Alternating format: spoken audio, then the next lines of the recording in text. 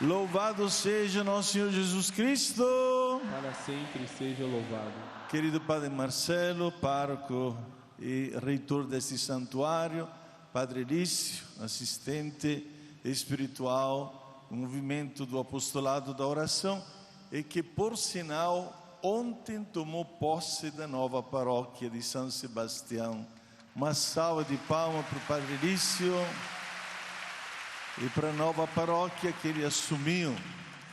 Nós estamos no tempo da Quaresma, tempo de... Eis o tempo de conversão, eis o dia da salvação.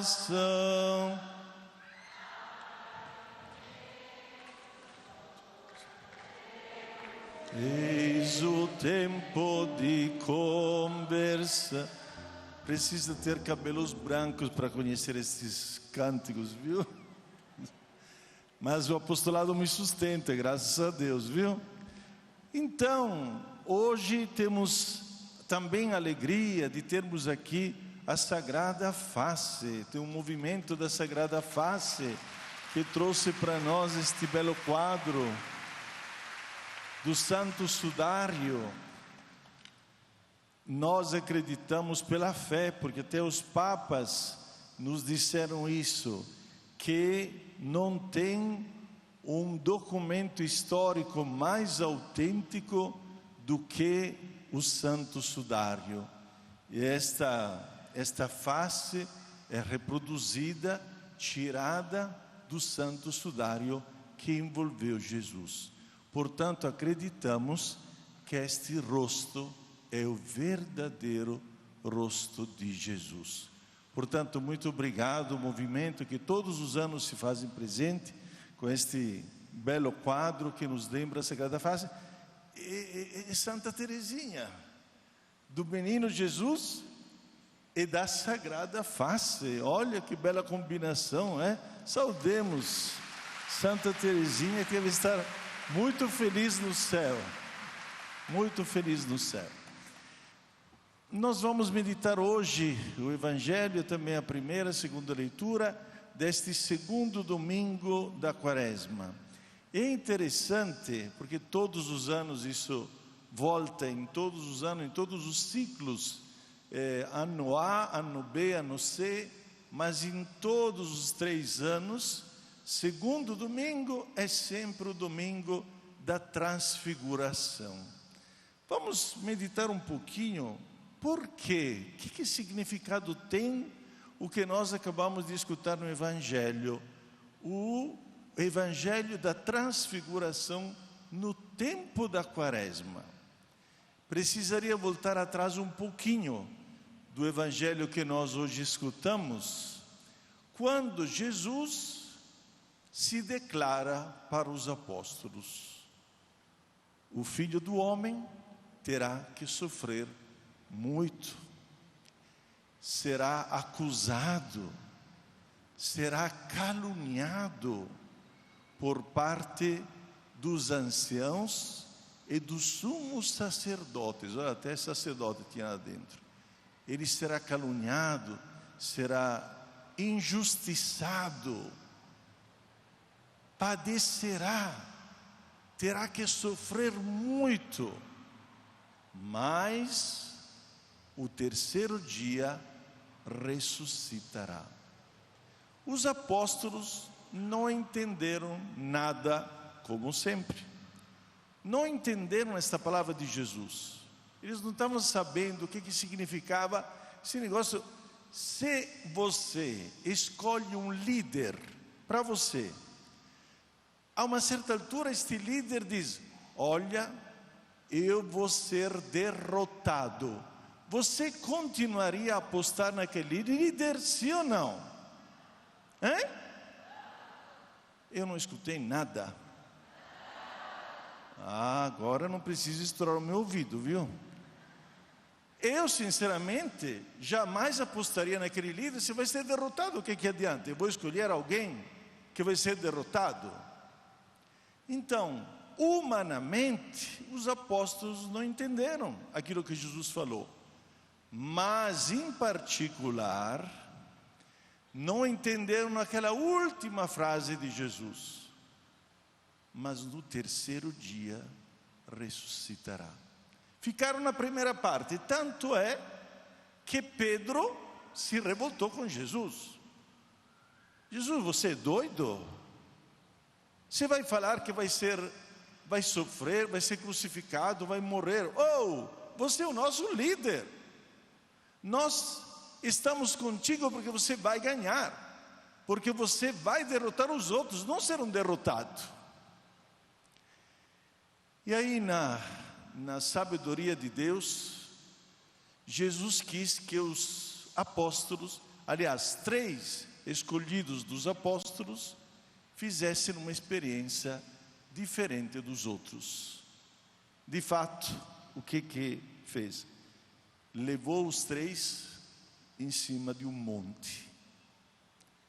Acho que o padre também já esteve no Tabor, né, padre? Lício também esteve, não? Eu já tive a graça de poder estar em cima do Tabor, apesar que cheguei lá em cima com as bolhas no pé, porque o nosso acompanhante, o nosso pregador do retiro que estão fazendo lá na Terra Santa, ele diz: eu vou pregar retiro vocês só se vocês fizeram tudo a pé. E nós fizemos tudo a pé, de Nazaré até o Tabor. O senhor também? Também não, ele foi de ar condicionado ele. Nós fomos de a pé até lá em cima. Mas um lugar maravilhoso. O monte na Bíblia tem um significado particular. Olha só, Moisés e Elias, que apareceram ao lado de Jesus, os dois tiveram uma experiência no Monte Horebe, no Monte Sinai. Moisés recebeu a lei, recebeu a tábua das leis, os 10 mandamentos no Monte Sinai. E quando ele desceu do monte, o rosto dele estava tão radiante que os outros não conseguiam nem enxergar no rosto dele, porque ele tinha tido a experiência com Deus. Elias se escondeu no Monte Horebe porque estava sendo perseguido. É lá no Monte Horebe que ele pensava de encontrar Deus no terremoto, no fogo, no vento forte. Não, ele encontrou Deus numa brisa suave. Então o monte, na Bíblia, é o significado do encontro com Deus.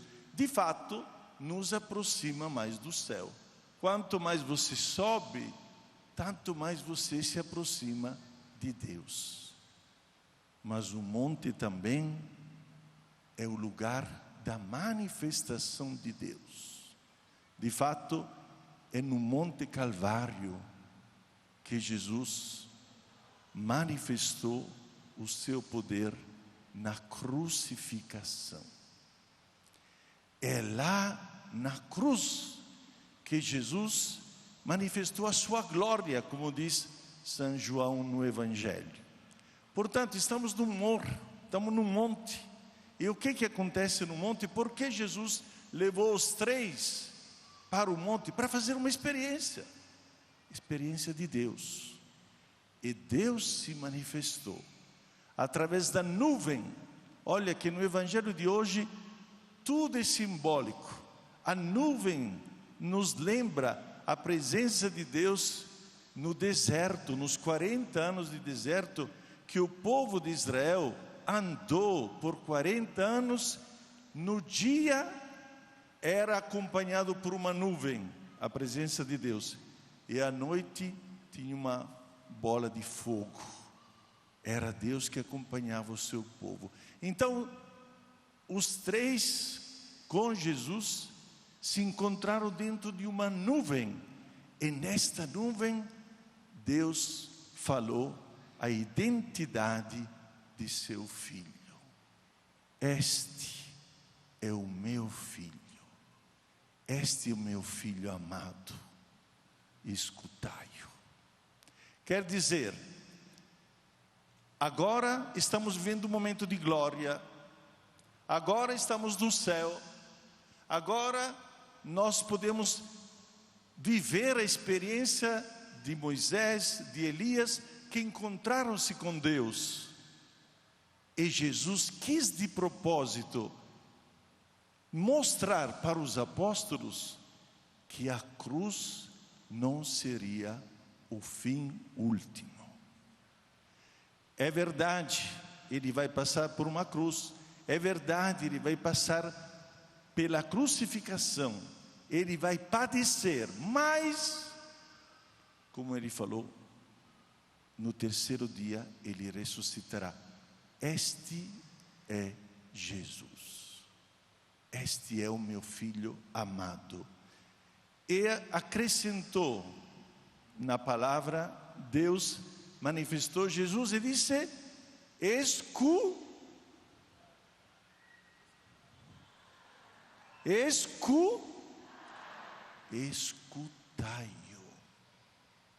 Nós temos aqui uma bela oportunidade para colocar em prática a quaresma. Escutai-o. O que significa escutai-o? Como Nossa Senhora falou em Caná: fazei tudo aquilo que ele vos disser. Isto é, para saber o que nós temos que fazer, nós temos que escutar. Escutar. Hoje se fala tanto de escuta no sínodo. O Papa está falando de sinodalidade, e na sinodalidade o Papa diz que é importantíssimo. A primeira coisa é escutar o outro. Nós hoje tivemos um encontro com todos os bispos aqui da província, na nossa cúria. Estavam representadas todas as dioceses aqui, as 10 dioceses da província de São Paulo. E nós insistimos muito sobre isso. Temos que escutar. Temos que abrir o nosso ouvido. Temos que escutar as nossas periferias. E nós escolhemos aqui na nossa província uma entre tantas periferias. Eu fiquei felicíssimo, padre. A periferia dos jovens. A periferia da juventude. Viu que nós não estamos muito atrás? Nós estamos preparando um grande evento para os jovens. Então, a periferia, nós temos que escutar. Escutai-o. Abrir o ouvido, abrir a nossa alma para saber o que Jesus quer nos dizer. Sexta-feira passada, não ontem, mas da outra semana, na nossa diocese tivemos abertura do ano da oração. Por isso que o nosso apostolado da oração está aqui presente. Quero cumprimentar mais uma vez a todos e a todas que estão aqui. Vocês estavam presentes na missa? Um sim, o outro não, né? Está certo. Mas nós abrimos o ano da oração, porque temos que nos preparar para o jubileu, mas também porque nós esquecemos, nas nossas igrejas sobretudo, que tem uma coisa importantíssima nas nossas liturgias que nem sempre é vivida. É o silêncio.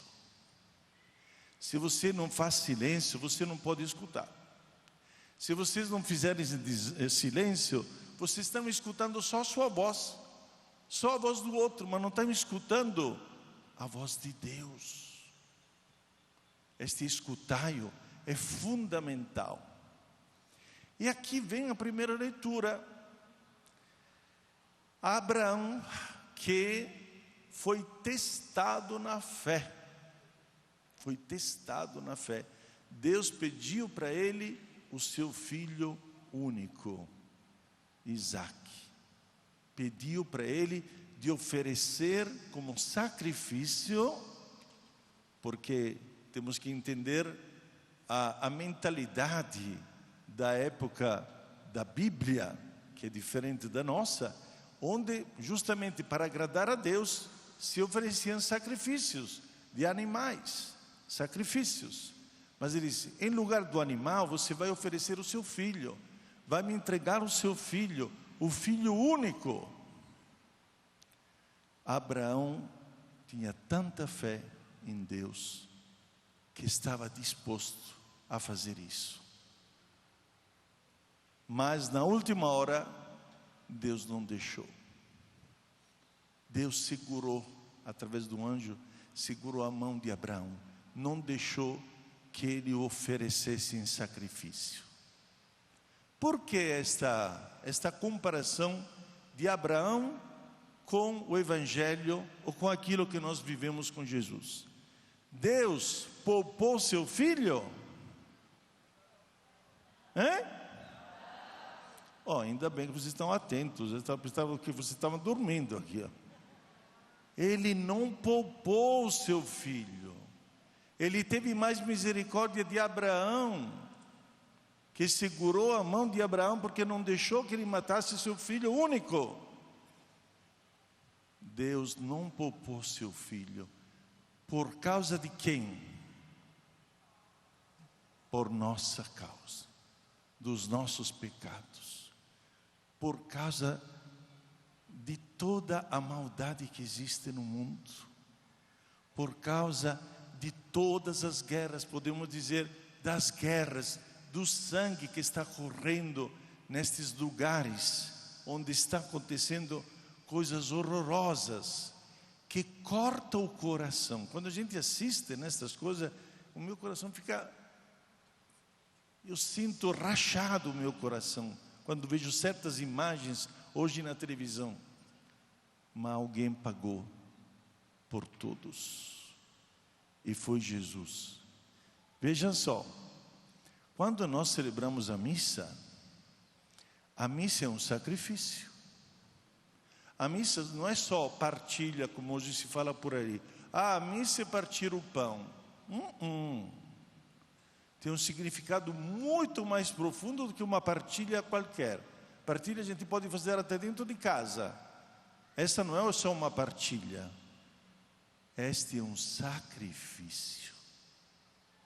Jesus se oferece em todas as missas.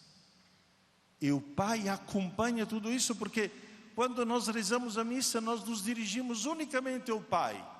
Todas as orações são dirigidas ao Pai, tudo. Pai, Pai, Pai, Pai Santo, tudo é oferecido e dirigido a Ele, porque acontece uma oferta, acontece um sacrifício. Portanto, Jesus morreu somente 2000 anos atrás? É isso?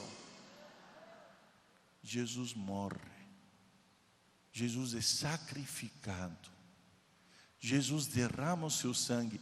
Por isso que nós temos o pão e o vinho, o corpo e o sangue de Cristo.